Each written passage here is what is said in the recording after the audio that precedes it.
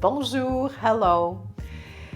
Whenever people come into Montreal, often the flights are late in the evening, whether you're a business traveler or you're just coming for your own enjoyment, and there is usually nothing available. There are no tours available, but I offer an enchanting Old Montreal walking tour, which is available year-round as soon as the sun sets. And I'm going to be having you explore Old Montreal, which is all lit up. On certain days, we also have the projections on the walls, and I'll tell you about the stories of these projections. And the walk is short. It's great just before dinner, just before having drinks, or business meetings that don't have anything planned, but they want to have something special for their business clients. Then we can do a short walking tour on our way to the restaurant, and you still get a chance to see the city beautifully lit in the evening.